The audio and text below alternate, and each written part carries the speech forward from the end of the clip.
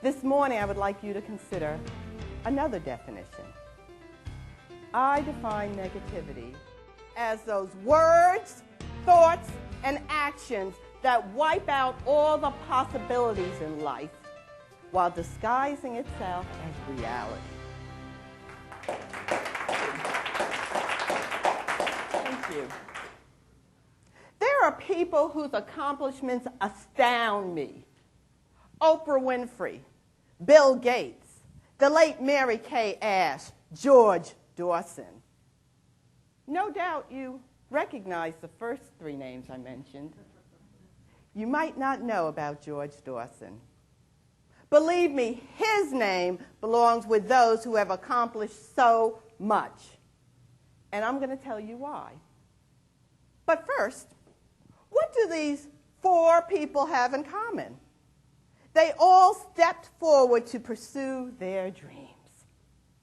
Many times we have goals and dreams and things that we want to pursue, but we don't step forward.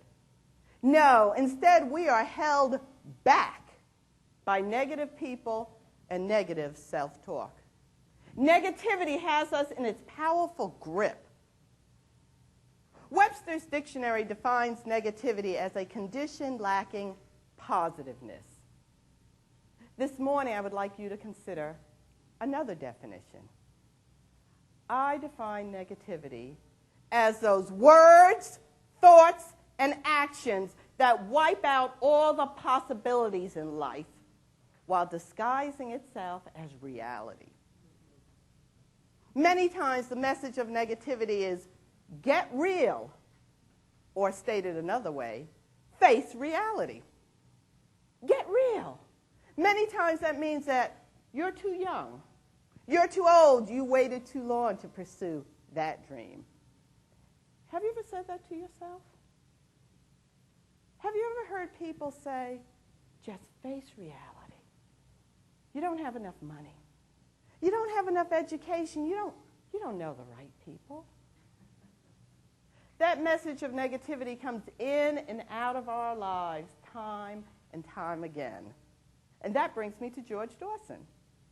Because I believe he heard that voice of negativity.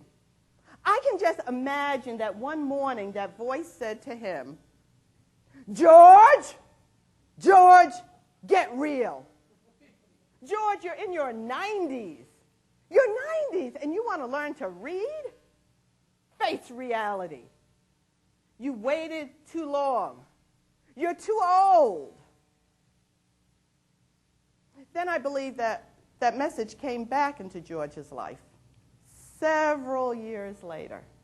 I can almost imagine that voice saying to him, okay, George, you learned to read. You've learned to read. Now you want to write a book? George, what are you going to write about? The fact that you can now read? George, a lot of people can read. Have you ever looked at your life, looked at your accomplishments and made them small, average, or insignificant?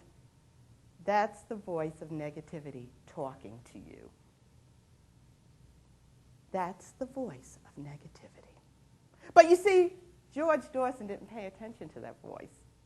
Not only did he go on and co-author a book, but he appeared on the Oprah Winfrey Show, where he talked about his life.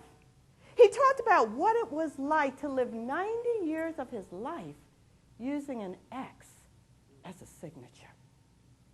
He talked about the joy of learning to read, and he talked about his award-winning book, Life is So Good. I keep George's book on my credenza in my office. I keep it there as a constant reminder to me to be aware of those messages of negativity that are hidden in those words, face reality. Because I, too, have had to deal with that. At age 33, I said, I'm finally going to do it. I'm going to go to college. I'm really going to do it this time. I'm going to go to college, and I'm going to get out of this box I've been living in. This box labeled receptionist, secretary, administrative assistant. I want something more. I want the responsibilities and the challenges of being a manager. Back then, I thought that by going to college, I'd be able to make some major changes in my life. And believe me, I needed to make some major changes. But that voice of negativity came up, and it said, Donna, you should have gone to college when you graduated from high school. All your friends did. You think by going now, you'll be able to get a manager's position? Donna, the company you work for, they don't offer those types of positions, not to non-managers. That message came to me from outside of myself and from inside of my mind. But like George Dawson, I turned a deaf ear to that voice of negativity. And instead, I listened to another voice, the voice of possibility.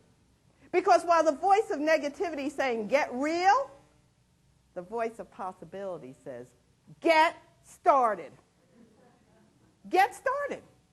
Because that voice of possibility knows if we get started, we have a good chance of reaching our goals. That voice knows that even if we don't reach our goals, the person we become in the process, that's precious. We become someone who's more determined, someone who's more confident, someone who's willing to take some risk in life. So I got started. It took me 4 years to get a 2-year associate's degree. It took me another 2 years to get a bachelor's degree. I was in school for 6 long years while working full-time as a secretary for Clairol, the hair color company. In between that job and going to college, I worked so hard, I'm surprised my hair didn't turn gray. But all the hard work really paid off. Because when I graduated, it was with honors, and the company promoted me into a management-level marketing position. All of that happened because I decided to get started. That's what I'd like you to do. I'd like you to look at your goals and dreams and the things you want to accomplish and decide to get started. How do we get started? We get started by doing at least one thing on our goals and dreams every day. It doesn't have to be something big. It could be something very small. But do at least one thing every day. Because by doing that one thing, we slowly crush that voice of negativity that says, face reality. I'd like to leave you with the words of George Dawson. He said, one of my proudest moments was when I learned to read. One of your proudest moments is waiting for you.